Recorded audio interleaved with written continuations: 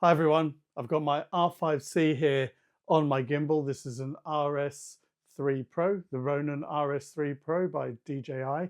And one of the things using the R5C is it uses a lot of battery power.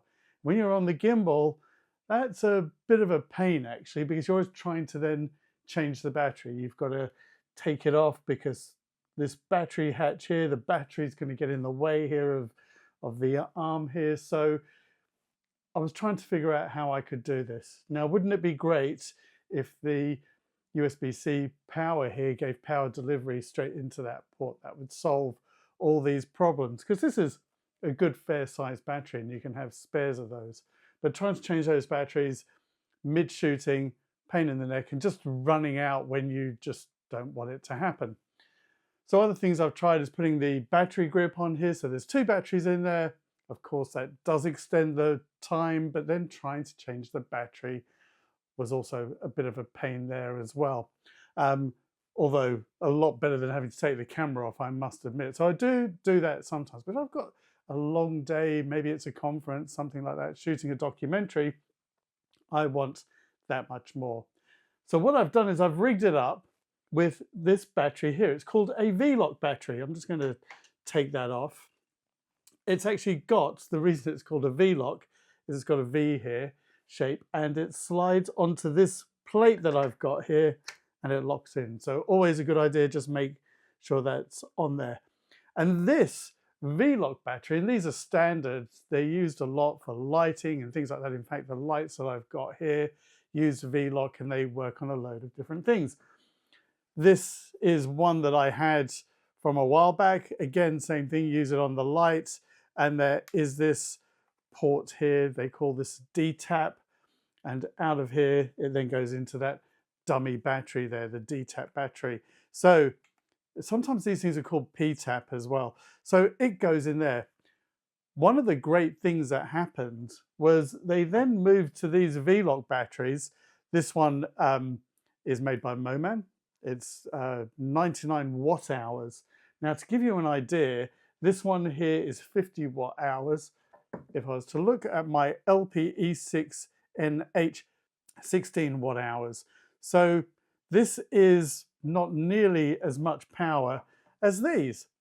But what they added into these as well was things like, if I open it the right way, USB-C, it's got USB 3 on this one as well.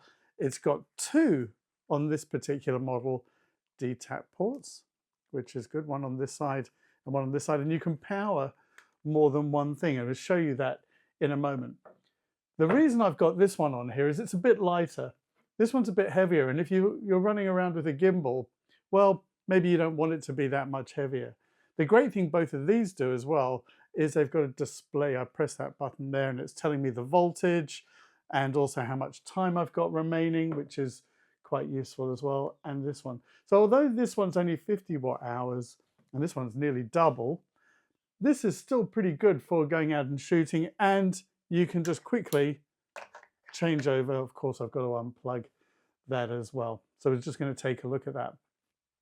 So the trick was finding a way I could put this on here without it getting in the way of me operating it, which is not that handy. So, and also to get this cable out of the way here. So I don't want that all over the place. And in fact, I might just want that a bit more out of the way like this. So you could see how quickly I plugged that back in. So that's now giving me power to here. Okay, so let me just take this off so I can just show you what happens. So that's on there. Always be careful with this. Actually, the gimbal is on. I'm going to switch it off. I could have locked it, but let me just take that off. Sorry, busy talking to you and not thinking about switching the gimbal off, which you don't want. Don't switch the gimbal off. Don't take this off without locking or switching the gimbal. So let me just take these out.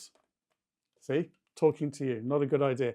So the other thing you've got to be aware of when you've got this here is that it becomes a little bit unbalanced. I've tried to get it over this leg here. So what you're doing is you're basically putting it into here, replacing the battery. Now the reason I'm showing you this is a lot lighter. By the way, this comes from Small Rig. All these bits and pieces I've got, I'll put it as a link at the bottom of in the description here. So that replaces it. This is a lot lighter. So when you go to balance the gimbal, put that in, you know you've got your little protector here as well. You need to move out of the way. Just be aware that when you do this, you've lost the weather sealing on the camera. Having said that, would you really be doing this using a gimbal out in poor weather?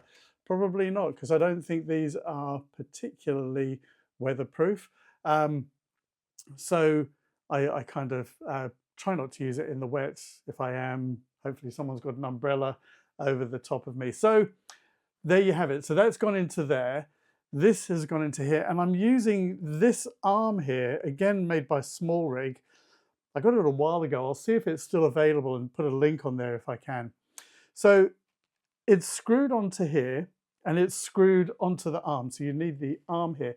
I tried all sorts of other ways of doing this, but I had the battery here and here and here and trying to connect it there, but it all got in the way of me holding it. So I found that this was a good way to get it out of the way.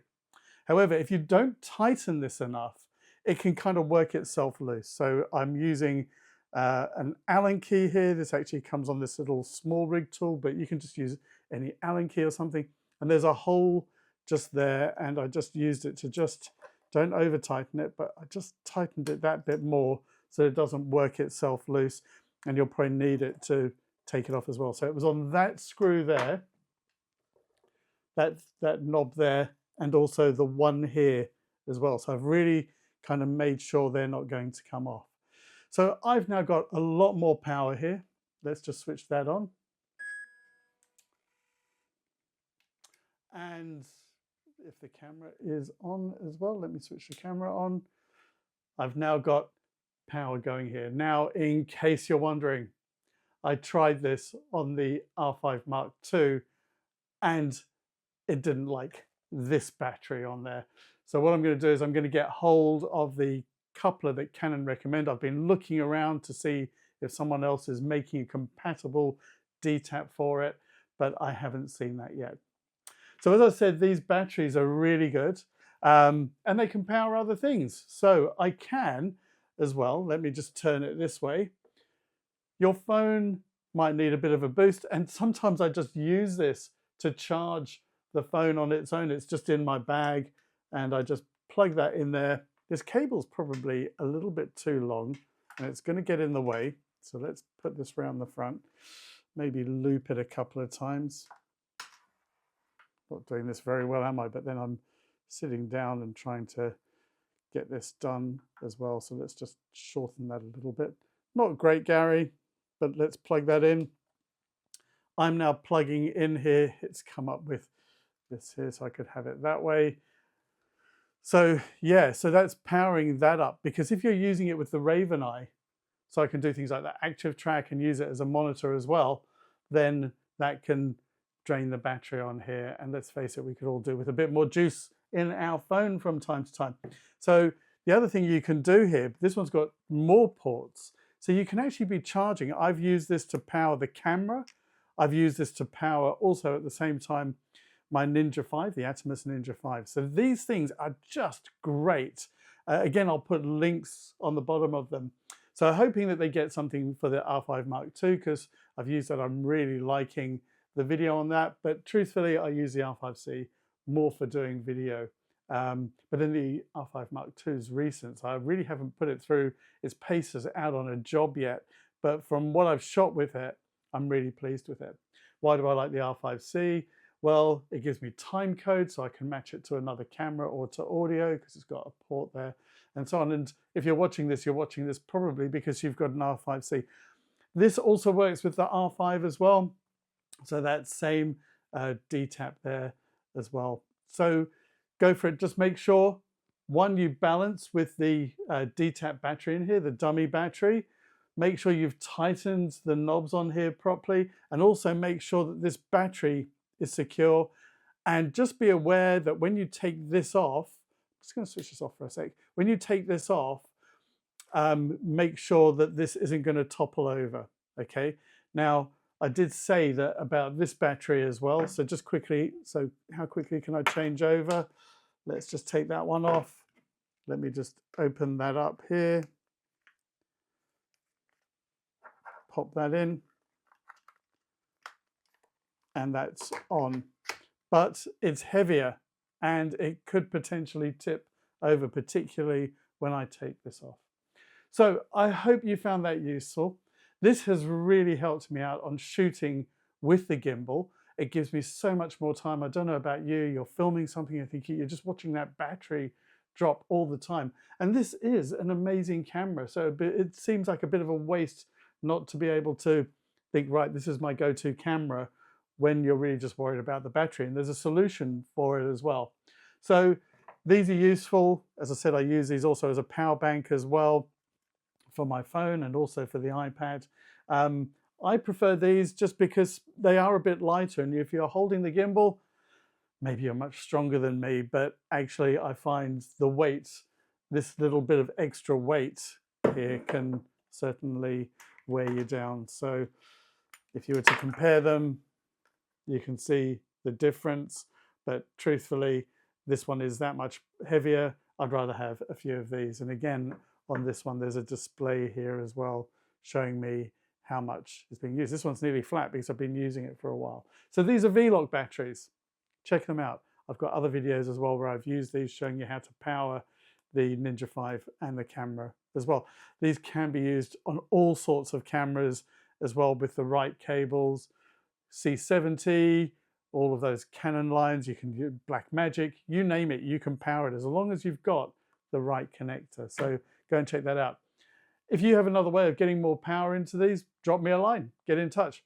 But try this out. I think you're going to find this is going to change the way you shoot with the gimbal, giving you a lot more time and less battery dying in the middle of your work. If you do like this, please do like, share and subscribe and come back for more.